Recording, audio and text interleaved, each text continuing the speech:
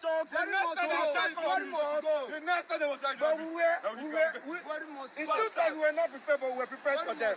The next time they try it,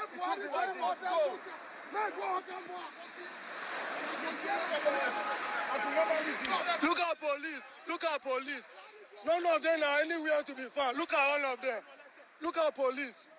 All of them are nowhere to be found. All of them. You go right. Let's follow the direction.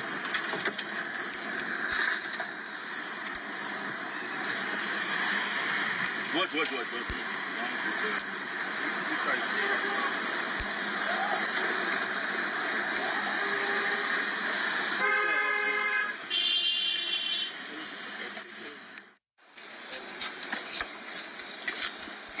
This one too.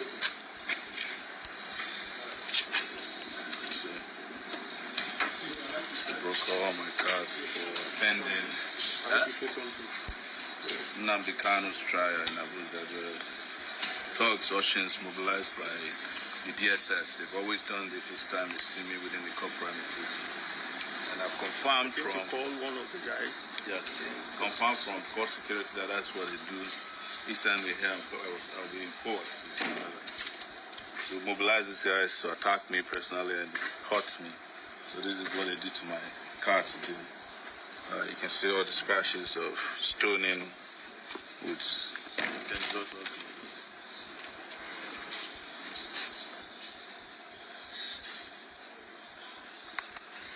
is that's what the Nigerian state is like. The struggle continues. There's nothing they can do about this. The struggle must continue. Breaking. Secret Police DSS Department of State Services mobilizes thugs to attack Sowore again during Nnamdi Kanu's trial and damages his car. Welcome to the news, and thank you for tuning in to listen. Sowore had visited the court on Thursday morning to attend the emergency hearing in a case involving the leader of the indigenous people of Biafra, IPOB, Nnamdi Kanu. Now the news in detail. Armed thugs hired by Nigerian Secret Police, the Department of State Services DSS, on Thursday attacked human rights activist Omoyele Sowore as he made his way out of the Federal High Court, Abuja. Sowore had visited the court on Thursday morning to attend the emergency hearing in a case involving the leader of the indigenous peoples of Biafra, IPOB, Nnamdi Kanu. Kanu is being held by the Nigerian government on charges of terrorism. While Sowore attended the court session, the armed thugs in large numbers laid siege around, waiting for him to come out of a place.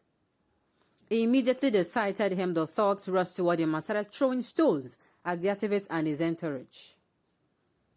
As he navigated his way out of the court premises, the thugs rained several more stones on his car, damaging the front and rear side glasses. Some of the hired hoodlums could be heard telling others to chase the vehicle and make sure the activities was dealt with. Thursday's attack is not the first time the DSS will be mobilizing thugs, so to go after Sowore, the latest incident adds to an already swollen list.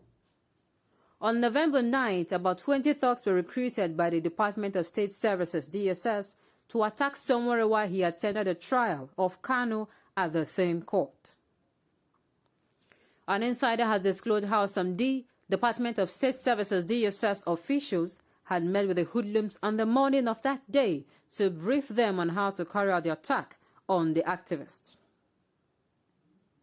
In October this year, the DSS also colluded with the thugs to attack Sowore in front of the same court after he was denied entry by policemen during Kanu's trial.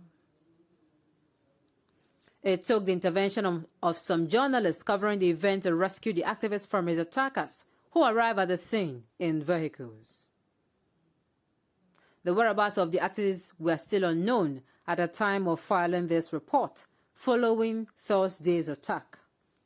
Now, sincerely, I keep asking, this is the height of it. What is the fate of a common man in the present-day Nigeria, where when you come out and say the truth, or you come out and air your opinion and you are seen as the enemy of the government.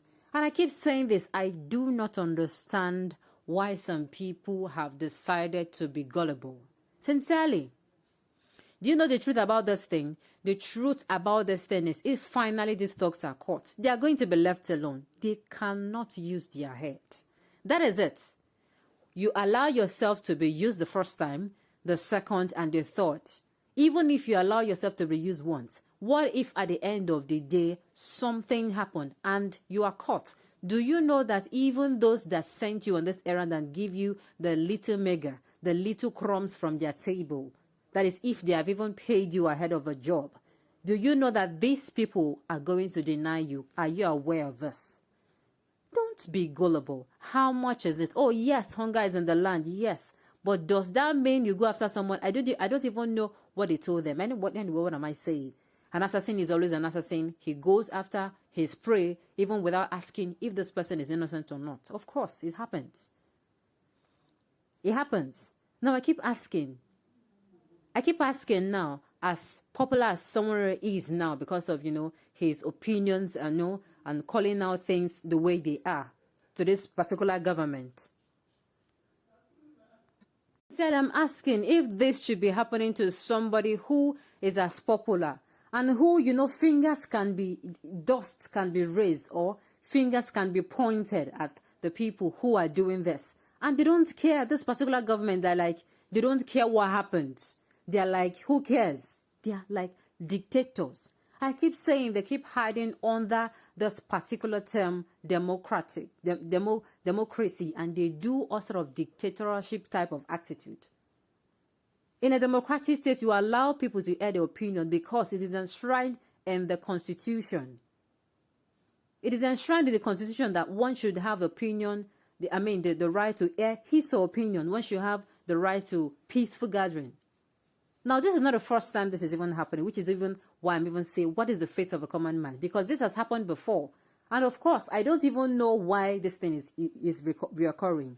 If we live in a very sane country now, for instance, because I'm so sorry, Nigeria it is now moving from sanity to insanity.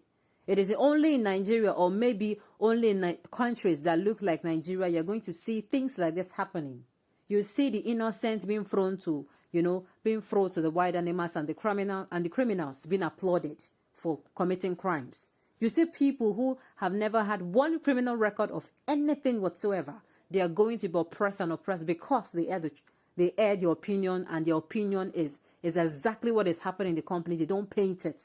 They don't sugarcoat it. But you are going to see criminals who, indeed, they come out with their full chest to affirm that, oh, this particular crime, I did it, and they are not remorseful about it. They are going to come out and this government will pardon them. It can only happen in this kind of a country, and is that kind of a country sane? Of course not. There is no sanity in that kind of a behavior.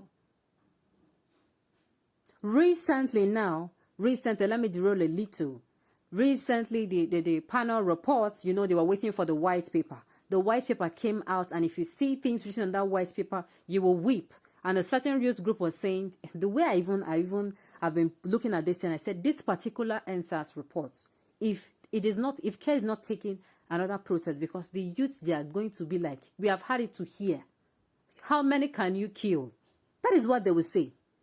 You cannot say what people, the barristers, the judge, those involved, the witnesses, the doctors, and various departments came together for 365. What am I saying? For more than 1 year, these people, they were channeling their time, their energy to this particular report. And when they brought it out, you rubbish it. Like, no, it's unacceptable. Coming out to see all sort of things against that report. And I'm asking, if you're coming out to see all sort of things, are you trying to say that they are not competent enough?